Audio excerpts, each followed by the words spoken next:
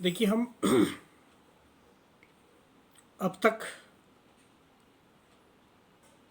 मध्यकालीन कविताओं में ईश्वर भक्ति के साथ मनुष्य की दैनिक जीवन की व्यवस्था का वर्णन देख चुके हैं और इनसे छुटकारा पाने के लिए आवश्यक होती है नैतिकता। नैतिकता के बल पर प्राप्त करने के लिए उपाय जो हमें देखने हैं वो उपाय मध्यकाल के अंतर्गत का भक्तिकाल और रीतिकाल, इन दोनों के संयोग के अंतर्गत के कवि के रूप में जो रहीम हमारे सामने आते हैं, उस रहीम के दोहों के अंतर्गत नीति के रूप में प्रचलित होते हैं। यह यूं भी कहा जाता है कि कवि रहीम भक्तिकाल और रीतिकाल के मिलन बिंदु पर ठहरे हुए हैं। उन्होंने भक्ति, नीति और श्रृंगार का बहुत सुंदर निरूपण किया है। वे विशेष रूप से अपने नीतिपरक दोहों के लिए विख्यात रहे हैं। उन्हें लोक व्यवहार का बहुत अच्छा ज्ञान था। रहीम, शायद नाम से ही हमें पता चलता है कि रहीम धर्म से मुसलमान और संस्कृति शुद्ध भारतीय थे। यह इनके काव्य में दिखाई देता है। अकबर ने अपने दरबार में मिर अर्ज पद का कामकाज सुचारू रूप से चलाने के लिए अपने सच्चे तथा विश्वास पात्र धर्मपुत्र रहीम की मुस्तकिल मिर अर्ज नियुक्त किया था। रहीम का सीधा संबंध सत्ता से रहा, फिर भी उनकी रचनाओं में लोक व्यवहार की जो बातें देखने को मिलती है उससे स्पष्ट होता है कि उनके मन में आम जन जीवन के प्रति कितना गहरा लगाव था। रहीम एक सच्चे इंसान थे। वह ऐसे इंसान थे कि जिनका मन धर्म, जाति, भाषा, क्षेत्र की सीमाओं से बहुत ऊपर उठ चुका था या बहुत ऊपर पहुंच चुका था। ऐसे संगति परक दोहों के अंतर्गत, ऐसे नीति परक दोहों के अंतर्गत शायद उनकी भक्ति भावना भी हमें देखने के लिए मिलती है। केवल भक्ति भावना ही उनके दोहों के अंतर्गत या संगति ही उनके दोहों के अंतर्गत है, ऐसी बात नहीं है। उनकी पहचान ही एक दोहे से हमें खास करके दिखाई देती है और वो पहचान वाला दोहा शायद मैं आपके सामने पेश करना बहुत उचित समझता हूँ और मुझे भी वो दोहा बहुत बेहद पसंद है। जरा ध्यान से सुनिए इस दोहे को कि उस दोहे के अंतर्गत वे क्या कहते हैं कि जो अढ़ाई अक्षर को लेकर वो दोहा है, शायद उस अढ़ाई अक्षर को लेकर हम मनुष्य जीवन के अंतर्गत लौकिक प्रेम को लेकर चलते हैं। उस प्रेम को लेकर जो दोहा उन्होंने व्यक्त किया है, शायद इसके पहले कई सालों, कई वर्षों से पहले वो दोहा व्यक्त किया, लेकिन आज भी वह दोहा उतना ही हमें उचित लगता है। ऐसे दोहे को हम पढ़ेंगे और उसके बाद उनके भक्ति भावना को लेकर जो दोहे हैं उन दोहों को देखने की कोशिश करेंगे। शायद उनका दोहा आपको भी याद होगा या आपने कहीं सुना होगा। वो दोहा इस तरह का है, रहीमन धागा प्रेम का मत तोड़ो चटकाए, टूटे ते फिर न जूरे जूरे गांठ परी जाए। देखिए इस पंक्ति से, इस दोहे से रहीम ने हिंदी साहित्य के अंतर्गत या अखबार के दरबार के अंतर्गत अपना एक उचित ऐसा स्थान निर्माण किया हुआ दिखाई देता है। और उनके ऐसे भक्तिपरक दोहों को, प्रेम परक दोहों को, संगति परक दोहों को, विनम्रता या मान सम्मान को लेकर कहे गए दोहों को या परोपकार की भावना को लेकर व्यक्त हुए दोहों को हम यहाँ पे देखने का प्रयास करेंगे। तो सबसे पहले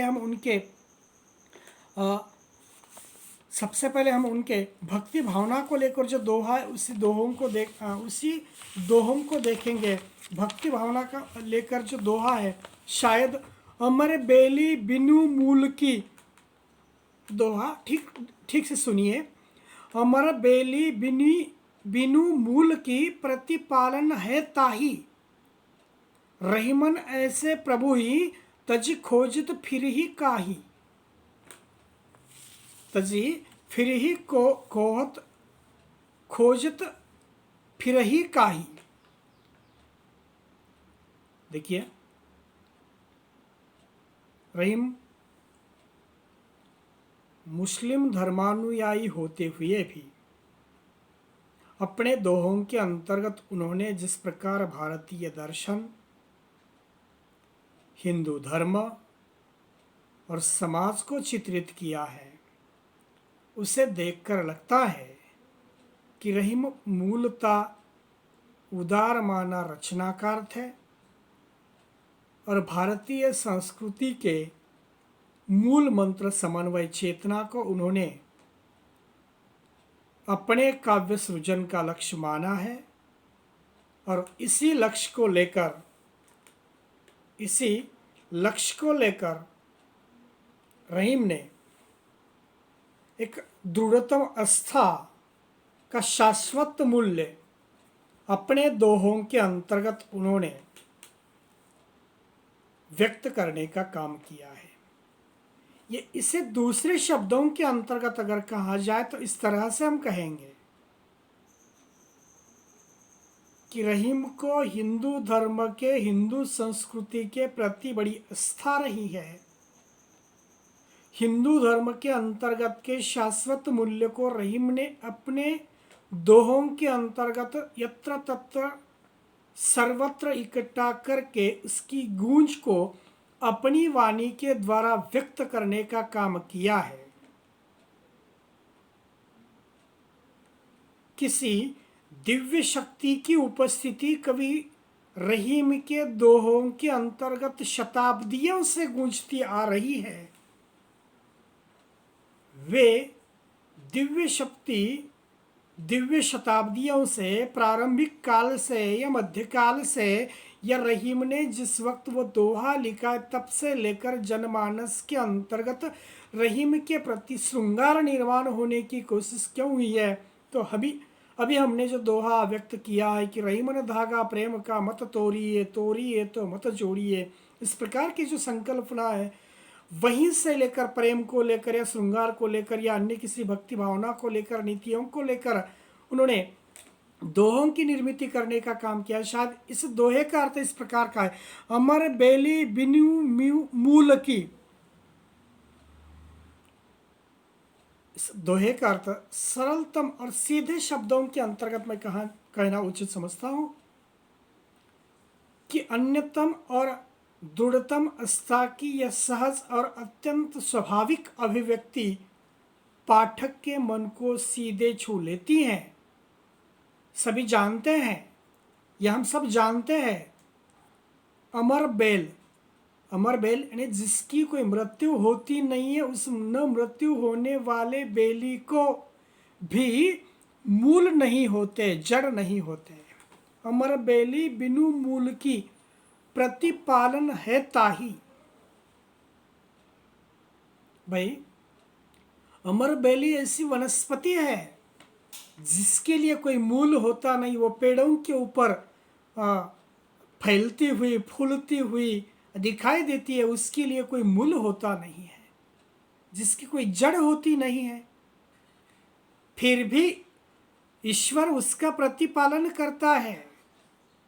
फिर भी प्रतिपालन है ताही, फिर भी ईश्वर उसका प्रतिपालन करता है।